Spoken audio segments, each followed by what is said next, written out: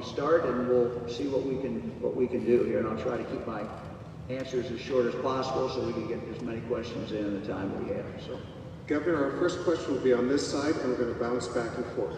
Okay? Our first question.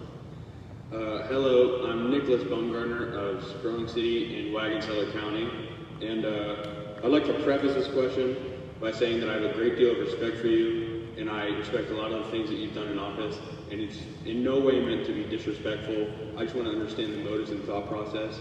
My question is, what makes you believe that a teacher should have less hours of training to carry a gun within a school zone than a teenager needs to learn while learning to drive a car? Also, how do you believe that this will be the most effective way of preventing things such as school shootings and other acts of violence within our school system? Yeah, thank you for the question. First of all, I don't think it's the most effective way. I think there's many other things to do. Let me go back and give you a little history, because it's been kind of hard to sometimes explain to people, or for people to understand how we got where we are. The law in Ohio has been for many, many years, and this may come as a shock to you, and I think it will come as a shock to the public, but the law in Ohio has been that a school can designate someone, or more than one people, a person who works in that school to have a gun with no training. Zero. None. They've been able to do that. That was true up until a year ago.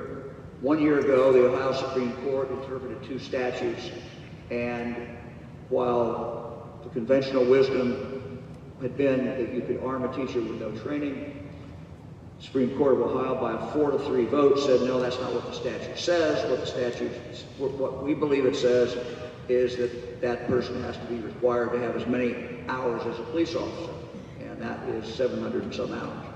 So when people say we've changed the law, yes, we have, but the law going back for years and years was that that person did not have to have any training at all, which I think would shock people. So we got requests, we got schools that, let's say a rural school, live out in a rural area, they may have 2 sheriff's deputies patrolling the whole county at one point, and at any one point when something happens, that sheriff's deputy may be 25 minutes away. And the school said, hey, we have to be able to do something.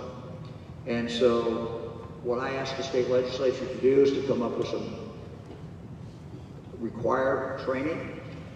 They came up and they passed a bill that they said the maximum that you can require is 24 hours.